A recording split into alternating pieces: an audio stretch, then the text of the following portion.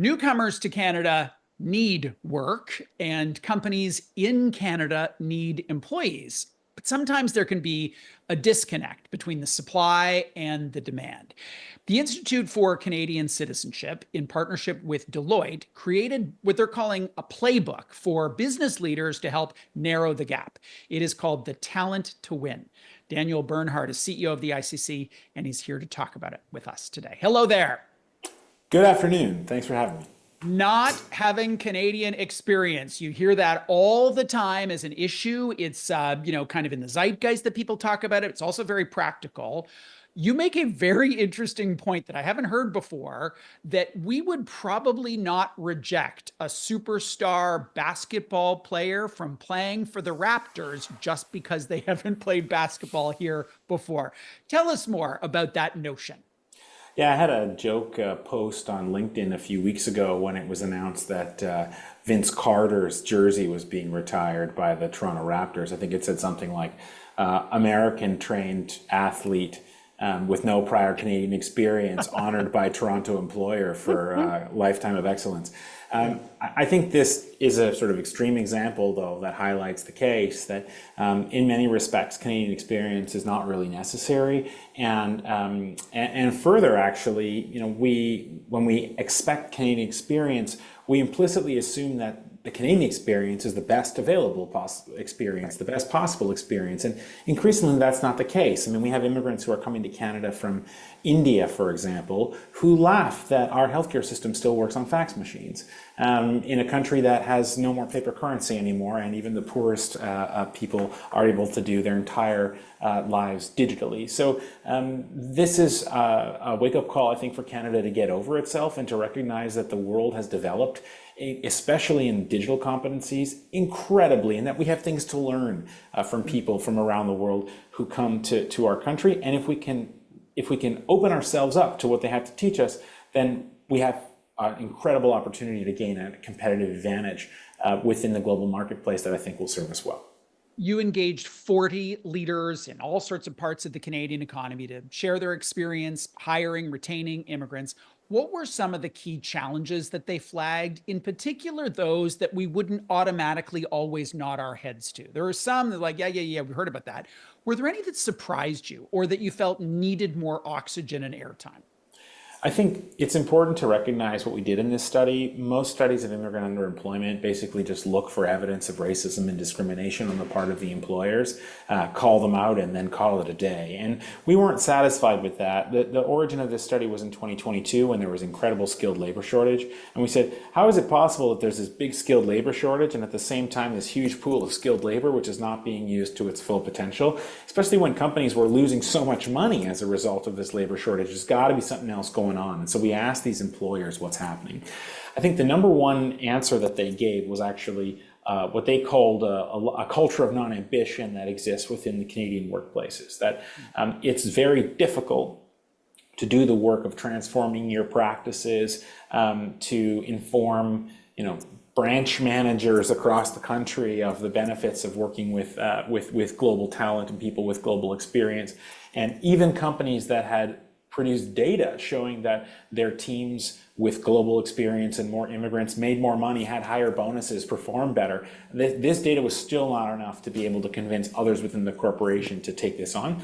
We also found, actually really surprisingly, that DEI frameworks have a major blind spot when it comes to country of origin. One of the participants in the study said, we thought we had a really diverse workforce, and in many respects we do, based on race, on gender, on sexual orientation, and a number of other axes that they measure, but they didn't measure whether someone was an immigrant or not. And so when they started doing that, they found that immigrants are 25% of the population, made up 20% of job applications, but only 6% of hires. And so what they had recognized was, whilst they had achieved incredible diversity in many respects, all those people, whether they were brown or black or white, they all went to Western.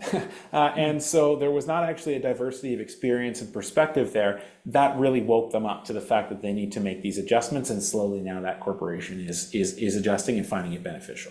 We all bring a certain amount of unconscious bias to work. You've got this really great example about truck drivers in Western Canada who didn't have experience driving in Canadian winter conditions, which to me is like, oh, major red flag.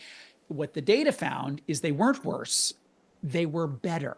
Tell us more about that. It's like completely counterintuitive to me.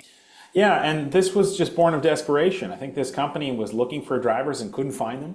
And so they thought, well, what can we do? Well, let's try and just drop the requirement that you have past winter driving experience. This is a natural resources company. So we're talking about these humongous trucks worth tens of millions of dollars that are working in oil fields and mining and stuff like that.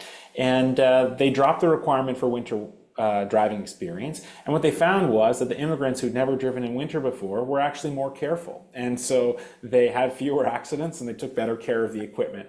Reconsidering prerequisites or requirements, I should say, like this is one of the main recommendations we have in the report. Is that really necessary? And we're not asking this from a moral perspective. We are asking the employer, is this really necessary? Because if it's not, you may be cutting yourself off from exactly the kind of talent that can help you to advance in your goals. So that's the approach that we've taken. Another counterintuitive example is around teams and the languages of teams. So putting on the DEI hat, you'd think, well, we need a heterogeneous team and we need to, it's going to be the multicultural Canadian team. Everybody's going to get along, even though they speak different languages. This example, Eastern Canada, was no, wait, we're going to put them on a team with everybody who speaks the same language. How did that work? So again, labor shortages in the construction sector, and they were having a hard time finding people because all of the new immigrants who were coming, many of them, especially Ukrainians, did not speak English very well because they were not planned immigrants. And this company still faced work shortages. And the way that the executive put it at the interviews was, when somebody on a job site yells, "a beam is falling on your head," you don't have time to check Google Translate. And so English language proficiency is a must. Well, they realized actually, no, it's not a must. What's important is that everybody on the crew speaks the same language so that they can understand each other and therefore operate safely. And once they figured that out, they created these single language teams that were able to put to use labor, like the Ukrainians, for example, who had not yet caught up with English. Lead times went down, profits went up. And so again, really advantageous for the company, rethinking some of these basic requirements while still managing to operate safety without compromise. I can imagine it's such a win too for those humans' confidence. Like they're able to focus on the job and not all the extraneous cultural aspects and not feeling like they're able to be understood. I imagine there's some fringe benefits there. Just before we go, Daniel, I want to ask you, so lots of great insight here. What's your call to action? What do you want people to do differently as they kind of engage on this insight? Really, it's just one thing. Canadians need, and employers, but really all Canadians, need to get over ourselves a little bit and shift our mindset about what immigration is for and who immigrants are. Immigration is to some extent a manifestation of our compassion, but more than that, it's a manifestation of our ambition and of our need as a society. And Canada needs immigrants mostly more than they need us. And the case of these Ukrainians working in Halifax is a perfect example. We weren't doing them a favor by offering them a job. This was not a social program. This was a company that was struggling to find labor so that it could say yes and take clients' money to grow their business. And so if you are a business leader, but also if you are a Canadian, recognize people from around the world have a lot to teach us. They have a lot to contribute. And when people want to give you something, it's a good idea to take yes for an answer. So we should be able to accept what people are offering, and putting up these barriers. Yes, there's a moral characteristic, but we are the ones who suffer. If Canada wants to benefit from all that the world can bring us, then we need to open ourselves to that possibility. From there, I think a lot of good things follow. But honestly, we need to recognize Canadian experience is not necessarily the best experience. We have a lot to learn. We should put those lessons to work. It's great stuff. Daniel, thank you for joining us today. I thank you, Bruce. Daniel Bernhard is the CEO of the Institute for Canadian Citizenship.